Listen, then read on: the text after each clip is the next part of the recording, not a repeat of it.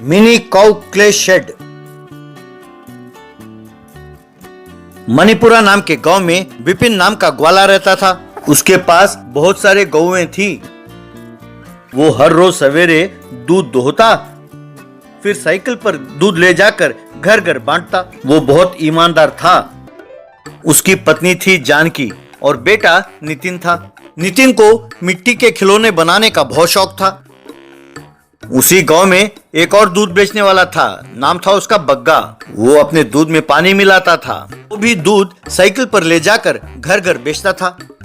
एक औरत दूध लेते हुए, मैं यहाँ गांव में नई नई आई हूँ तो तुम मुझे धोखा देते हो। मैंने सुना है कि तुम विपिन नहीं बग्गा हो। तुमने क्यों कहा कि तुम विपिन हो? मैं अब समझी कि लोग तुमसे दूध क्यों नहीं लेते हैं। तुम्हारा दूध बिल्कुल बेकार है। कल से तुम्हें दूध डालने की जरूरत नहीं है।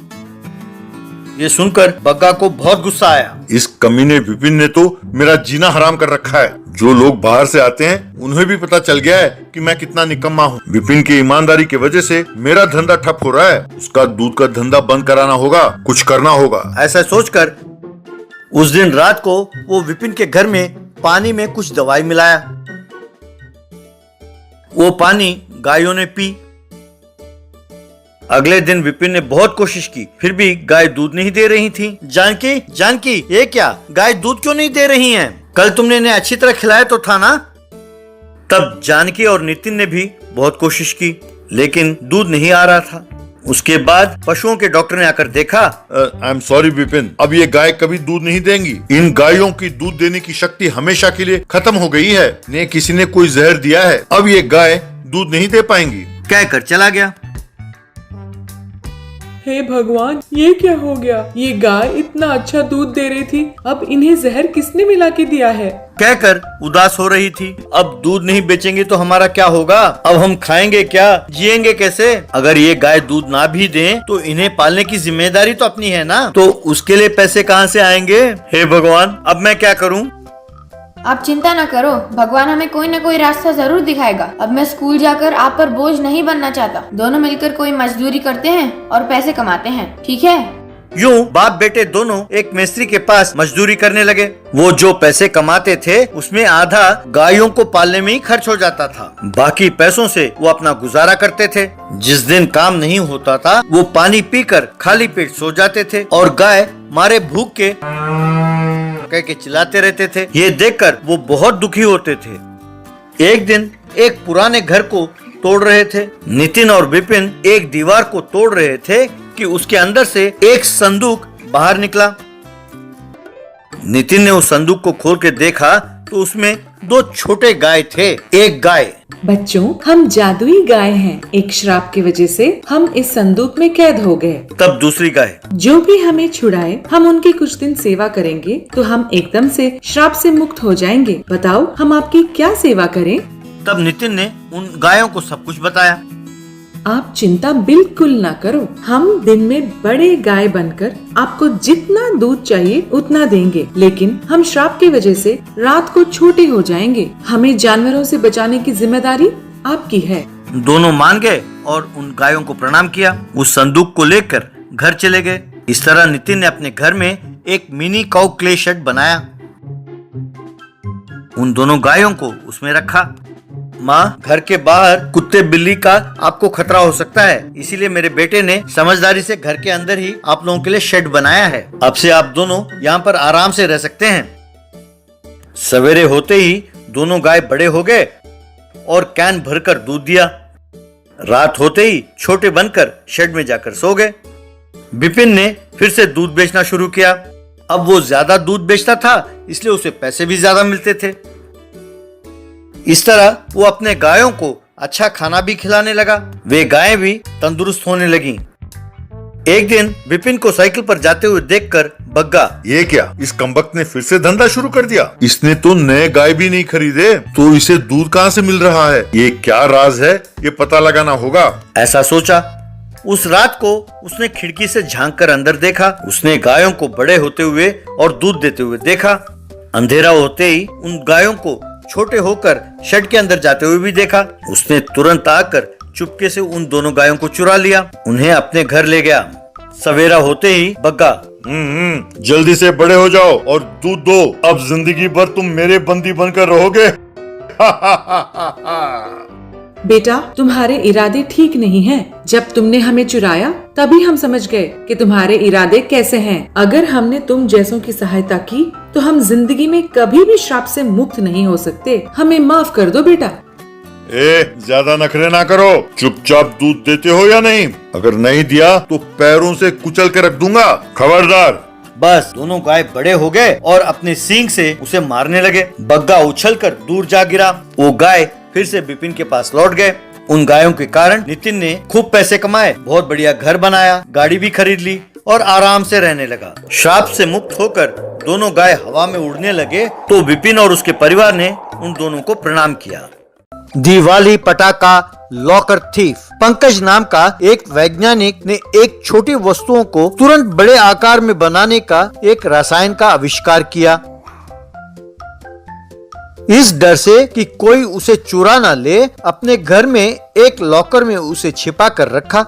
शुक्र है अब कोई मेरे लॉकर को चुरा नहीं सकता। चुरा भी लिया तो इसे किसी भी हाल में नहीं खोल सकता। तब तक मैं शहर जाकर इस रसायन का पेटेंट अपने नाम करके आता हूँ। यूँ सोचकर उस लॉकर को हिफाजत से रखकर पेटेंट के लिए दिल्ली चला गया।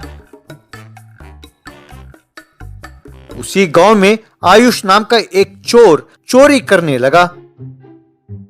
वो मंदिर जाकर पूजा करके, हे भगवान, ये मेरी पहली चोरी है, मुझे आशीर्वाद दो। तुम सोच रहे होगे कि ये क्या, चोरी के लिए मुझसे आशीर्वाद क्यों मांग रहा है? पर क्या करूं, मैं कोई काम तो जानता ही नहीं। बचपन से ही माँ के पास से और पिताजी के जेब में से पैसे मारकर मैं चोर बन गया, तो अब इसकी आदत हो गई है। भगवान, बाकी काम बहुत मुश्किल लगता है, उसके लिए हुनर का होना जरूरी है। चोरी करने की पहले से ही मुझे तजुर्बा है, इसीलिए अब और मैं बकवास नहीं कर सकता। मुझे ब्लेस करो कि मेरी पहली चोरी कामयाब हो। तुम चिंता ना करो, तुम्हारा हिस्सा दान पेटी में डाल दूंगा। ये अपना डील है, किसी और को इसकी भनक भी नहीं लगेगी। कहकर भगवान को प्रणाम करके सीधा पंकज के घर चोरी करने गया। सीधा उसके घर का मेन गेट को खोलकर अंदर जाकर दरवाजे पर लगे ताला को देखकर हथौड़ी से जोर से मारा और तोड़ा।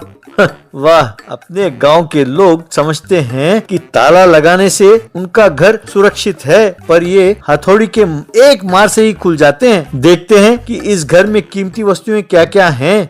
आयुष ने सारा घर छान मारा, उसे कुछ भी हाथ नहीं लगा। अरे ये क्या, घर इतना बड़ा है, दरवाजा तोड़कर आधे घंटे से ढूंढ रहा हूँ, पर एक भी वस्तु हाथ नहीं लगा। अगर पहला प्रोजेक्ट ही फेल हो गया तो जिंदगी भर ये मलाल रहेगा और दाग बनकर रह जाएगा। कुछ ना कुछ तो ले जाना ही होगा। टीवी ले जाता हूँ, पर इतने बड़े टीवी को ले जाना भी तो मुश्किल है। नहीं, अब पलंग ले जाऊं तो कैसे रहेगा? अरे ले तो जा सकता हूँ, पर वो भी तो भारी है। एक काम करता हूँ, एक आध ना ले जाकर एक ट्रक में सारा घर का सामान ले जाता हूँ, वही ठीक रहेगा। यूं वो एक ट्रक किराए में लेकर उस घर के सारे सामान को ट्रक में चढ़ाकर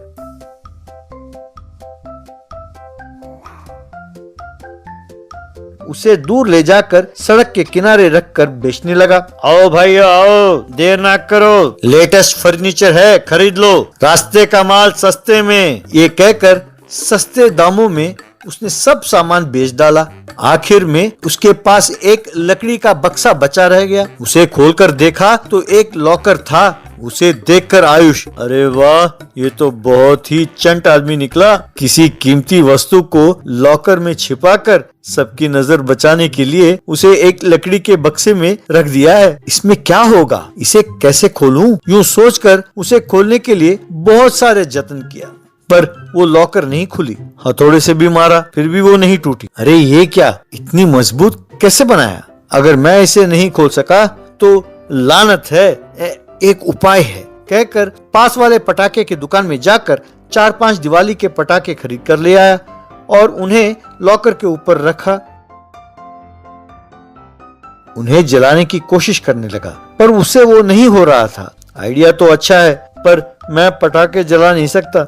बचपन से ही मुझे पटाखों से बहुत डर लगता है। कहकर रास्ते में जा रहे एक व्यक्ति को रोककर भैया मुझे पटाखों से डर लगता है, प्लीज आप इसे जला दो ना।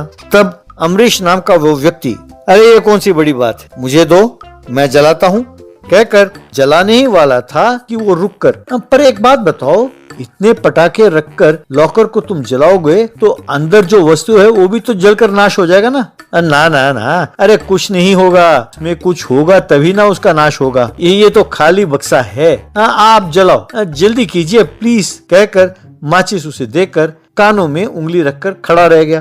तभी अमरीश की पत्नी अरुंधति वहाँ आई। क्यों जी, मुझे शॉपिंग में छोड़कर यहाँ चले आए?